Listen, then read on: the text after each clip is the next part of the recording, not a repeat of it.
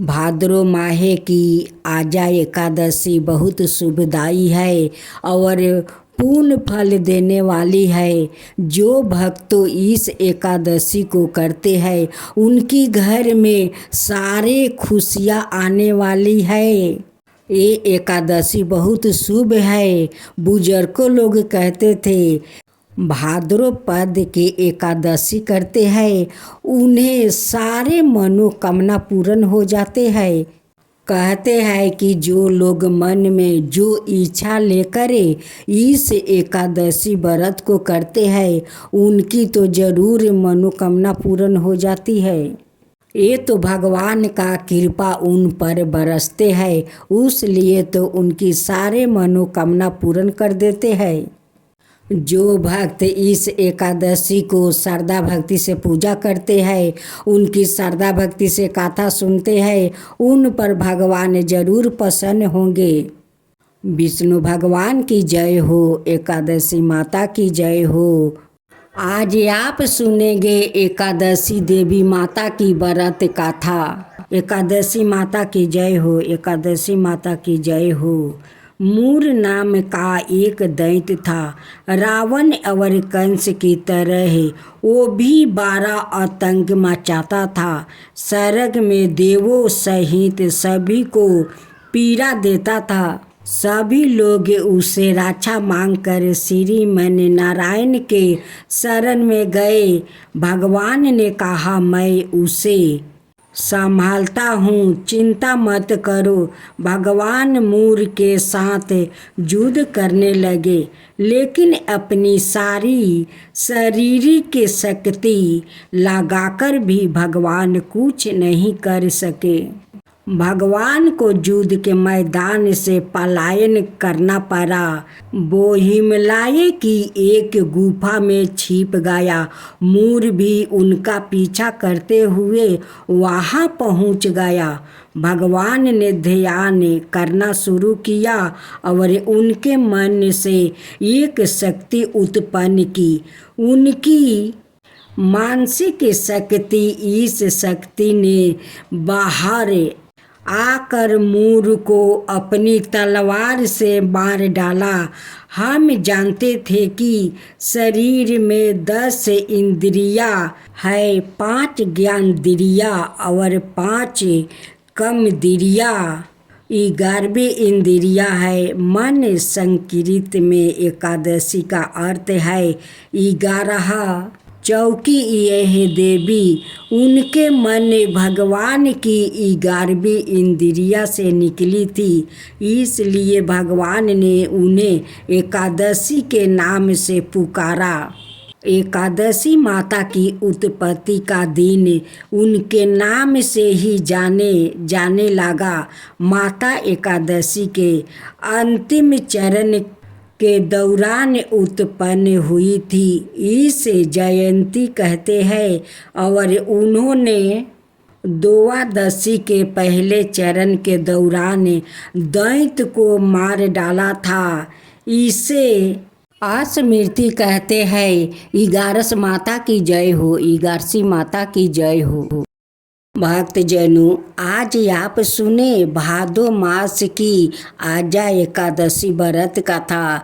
इस आजा एकादशी व्रत कथा बहुत शुभ है भक्तजनों। इसे करने से आपका सारे मनोकामना पूर्ण होने वाली है। भगवान तो कहते हैं कि मेरे ऊपर तुम आस्था रखो और श्रद्धा पूर्वक मेरे व्रत करो, मेरे कथा सुनो, जरूर तुम्हारा मनोकामना पूर्ण होगी।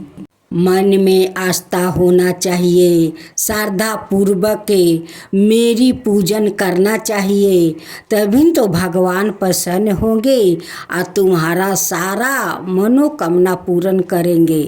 कुंती पुत्रा युधिष्ठिर से कहने लगे, हे जनार्दन, भादो मास कृष्णा एकादशी का क्या नाम है और उसकी विधि और महात्म्य क्या है? भगवान श्री कृष्णा कहने लगे कि सब प्रकार के पापों को नाश करने वाली इस एकादशी का नाम आजा एकादशी है। इसके व्रत को करने से मनुष्य सब पापों से मुक्ति हो जाता है। जो मनुष्य इस दिन भगवान हर्षिकेश का पूजन करता है उसको अवश्य ही वैकुंठ की प्राप्ति होती है। अब मैं इसकी कथा कहता हूँ, सो ध्यान पूर्वक सुनो।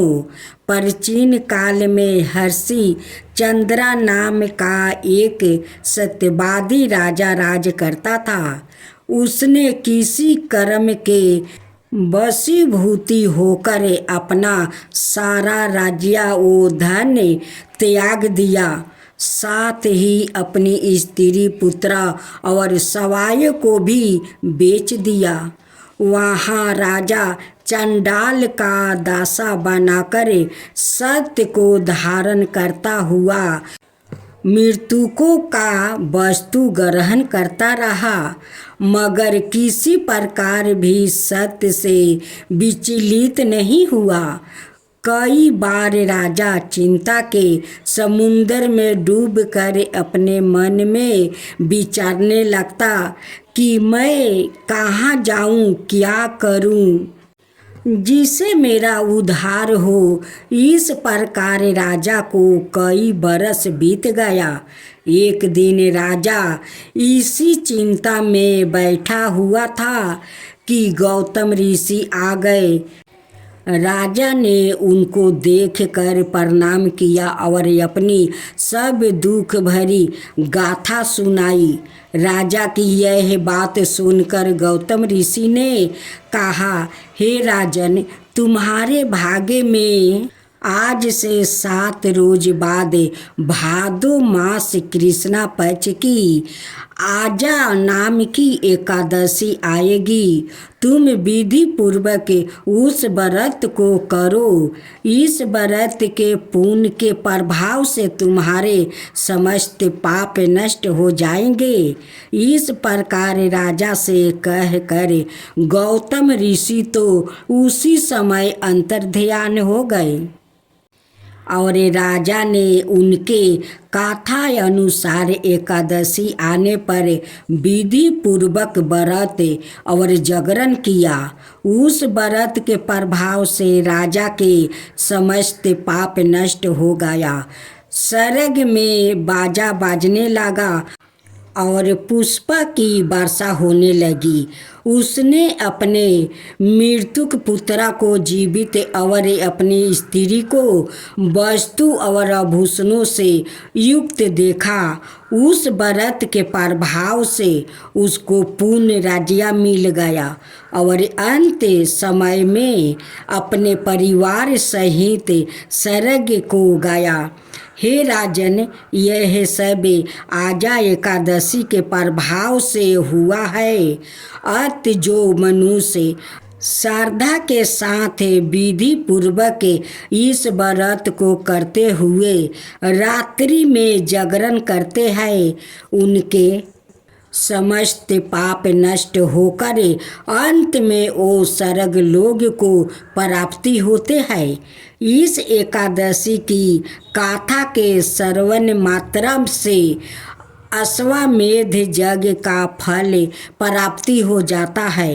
आजा एकादशी व्रत की जय। आजा एकादशी व्रत की जय। भक्तजनों, आज आप सुनेंगे 11 माता की व्रत कथा। भक्तजनों, आज आप सुने 11 माता का नई कहानी। आप लोग इस कहानी को ज़रूर सुने। जितना भगवान के भक्त लोग हैं वो भगवान को श्रद्धे भक्ति से पूजा पाठ भी करते हैं, भगवान का कथा भी सुनते हैं। भगवान उन भक्तों पर प्रसन्न हो जाते हैं भगवान उनकी सारा मन कामना पूरा कर देते हैं। भगवान भी तो सोचते हैं कि नहीं, मेरा भक्त लोग मेरा श्रद्धा पूर्वक पूजा भी करते हैं, मेरा कथा भी सुनते हैं, तो मेरा तो कर्तव्य है कि मैं भी अपना भक्त लोग का लिए कुछ कर सकूं। तो भक्तों जनों, हम सब मिलकर बोलते हैं, इगारस माता की जय हो, इगारस माता की जय हो, विष्णु भगवान की जय हो, विष्णु भगवान की जय हो। तो हम लोग अब इगारस माता का कथा सुनते हैं। किसी गांव में एक रूमा नाम का औरत थी। उनकी 2 बेटी थी, एक गोरी थी और एक काली थी। गोरी वाली का नाम लक्ष्मीनिया राखी थी और काली वाली के नाम सौली राखी थी। रूमा अपनी लक्ष्मीनिया से कोई काम नहीं करवाती थी। अब सुने तुलसी माता की व्रत कथा।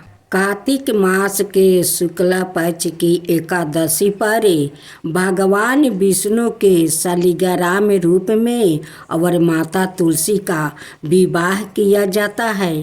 कई लोग द्वादशी तिथि पर भी तुलसी विवाह करते हैं।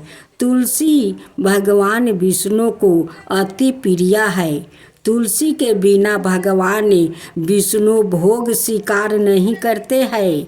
तुलसी पूर्व जन्म में एक लड़की थी जिसका नाम बिंदा था, जिसका जन्म राक्षस कुल में हुआ था। राक्षस जलंधर समुंदर से उत्पन्न हुआ था। बिंदा बड़ी ही पतिव्रता स्त्री थी, सदा अपने पति की सेवा किया करती थी। एक बार देवताओं और दानवों में युद्ध हुआ। जब जलंधर युद्ध पर जाने लगे तो बिंदा ने कहा, स्वामी, आप युद्ध पर जा रहे हैं, आप जब तक युद्ध में रहेंगे मैं पूजा में बैठकर आपकी जीत के लिए अनुष्ठान करूंगी। जब तक आप नहीं लौट आते मैं अपना संकल्प नहीं छोड़ूंगी। जलंधर तो युद्ध में चला गया और बिंदा व्रत का संकल्प लेकर पूजा में बैठ गई। उसके व्रत के प्रभाव से देवता भी जलंधर को ना हरा सके। सारे देवता जब हारने लगे तो विष्णु जी के पास पहुँचे और सभी ने भगवान से प्रार्थना की। भगवान बोले, बिंदा मेरी परम भक्त है, मैं उसके छल नहीं कर सकता। इस पर देवता बोले कि भगवान, दूसरा कोई उपाय हो तो बताइए, लेकिन हमारी मदद जरूर करें। इस पर भगवान विष्णु ने जलंधर का रूप धारण किया और बिंदा का महल में पहुंच गया। बिंदा ने जैसे ही अपने पति को देखा तो तुरंत पूजा में से उठ गई और उनके चरणों को छू लिया। इधर बिंदा का संकल्प टूट गया, उधर युद्ध में देवताओं ने जलंधर को मार दिया और उसका सिर काट कर अलग कर दिया। जलंधर का काटा हुआ सिर जब महल में आ गिरा तो बिंदा ने आश्चर्य से भगवान की ओर देखा, जिन्होंने जलंधर का रूप धारण कर रखा था। इस पर भगवान विष्णु अपने रूप में आ गए पर कुछ बोल ना सके। बिंदा ने कृपित होकर भगवान को श्राप दे दिया कि वो पत्थर के हो जाए। इसके चलते भगवान तुरंत पत्थर के हो गया। सभी देवताओं में हाहाकार मच गया। देवताओं की प्रार्थना के बाद बिंदा ने अपना श्राप वापस ले लिया। इसके बाद वो अपने पति का सिर लेकर सती हो गई। उनकी राख से एक पौधा निकला, तब भगवान विष्णु जी ने उस पौधा का नाम तुलसी रखा और कहा कि मैं इस पत्थर रूप में भी रहूँगा, जिस शालिग्राम के नाम से तुलसी जी के साथ ही पूजा जाएगा। इतना ही नहीं, उन्होंने कहा कि किसी भी शुभ कार्य में बिना तुलसी जी के भोग के पहले कुछ भी स्वीकार नहीं करूँगा। तभी से ही तुलसी जी की पूजा होने लगी। कार्तिक मास में तुलसी जी का विवाह शालिग्राम जी के साथ किया जाता है। साथ ही देवउठानी एकादशी के दिन इसे तुलसी विवाह के रूप में मनाया जाता है। तो उसी के साथ साथ बेभाव लक्ष्मी की भी पूजा होती है। उनकी साथ साथ उनकी भी कथा सुनी जाती है। जो मनुष्य शुक्रवार के दिन बेभाव लक्ष्मी का पूजा करते हैं, उनकी घर में कभी धन का कमी नहीं होती है। वो माँ लक्ष्मी हमेशा उनकी घर में धन भरी रखती है। उसलिए माँ संतोषी का पूजा करे तो साथ में बेभाव लक्ष्मी का भी किया जाता है। ये शुक्रवार के दिन माँ लक्ष्मी और माँ संतोषी का दोनों को पूजा होता है। दोनों को कथा सुनने से दोनों माता प्रसन्न होती है और उनकी घर में अन्न से धन भर देती है, अखंड सौभाग्यपति रखती है। माँ बेभाव लक्ष्मी बहुत कृपालु है। जितने कृपालु माँ संतोषी है, उतने कृपालु बेभाव लक्ष्मी भी है। दोनों माते अपना भक्त का वचन भी सुनते हैं और उनकी सारा कामना पूरा कर देते हैं। माता संतोषी और बेभाव लक्ष्मी के कथा सुने तो साथियों पूरा कथा सुने, ताकि माँ लक्ष्मी खुश हो जाए और अपना भक्त पर अपना कृपा बरसाए। जय बेभाव लक्ष्मी, जय बेभाव लक्ष्मी, जय संतोषी माता, जय संतोषी माता।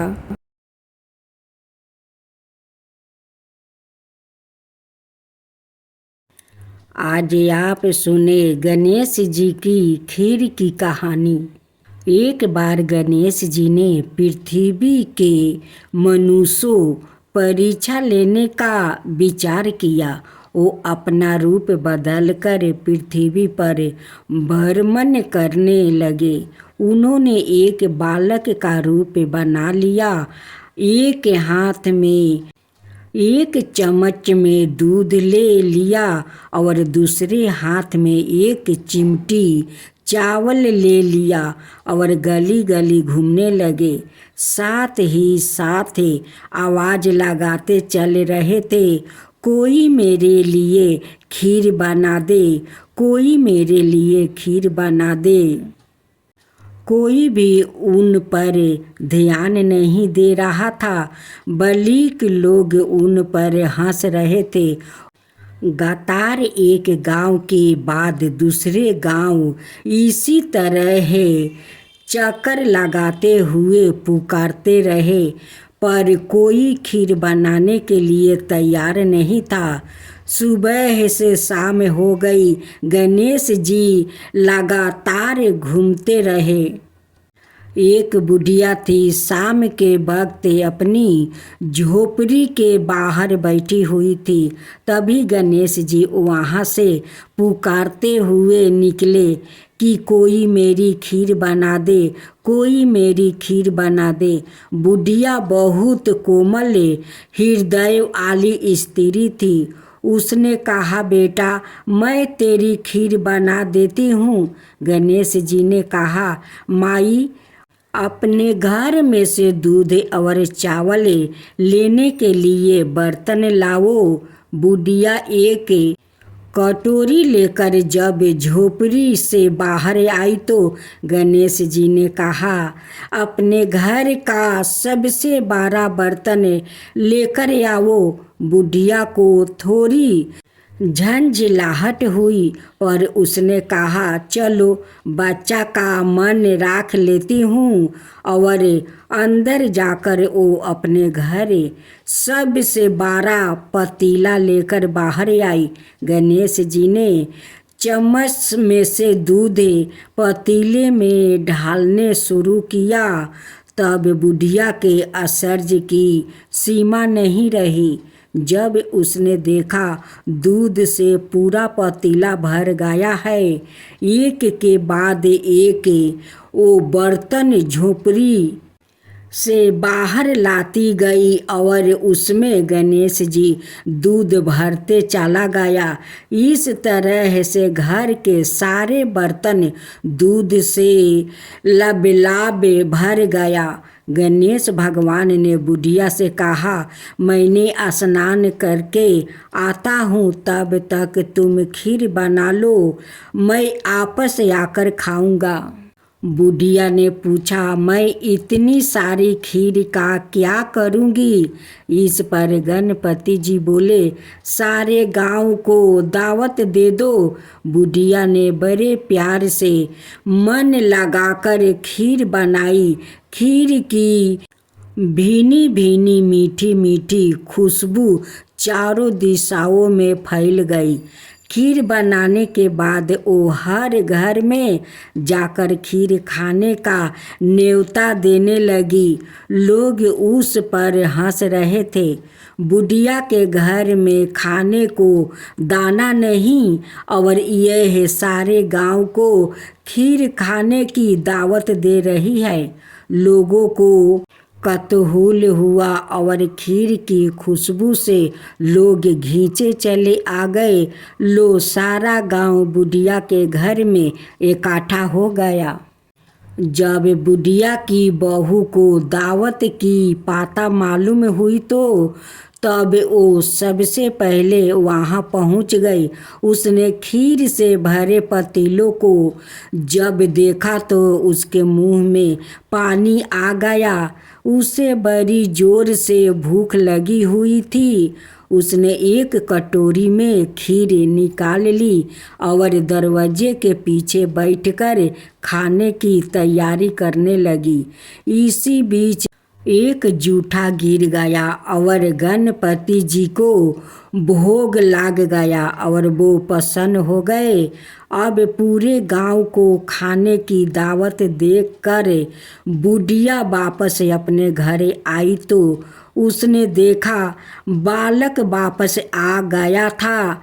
बुढ़िया ने कहा, बेटा खीर तैयार है, भोग लगा लो। गणपति जी बोले, माँ भोग तो लाग चुका है, मेरा पेट पूरी तरह से भर गया है, मैं तृप्त हूँ। अब तू खा, अपने परिवार और गांव वालों को खिला। बुढ़िया ने कहा, यह तो बहुत ज़्यादा है, सबका पेट भर जाएगा, इसके बाद भी यह बच जाएगी। उस बीच खीर का मैं क्या करूँगी? इस पर गणेश जी बोले, उस बची खीर को रात में अपने घर के चारों कोना में रख देना। और बुढ़िया ने ऐसा ही किया।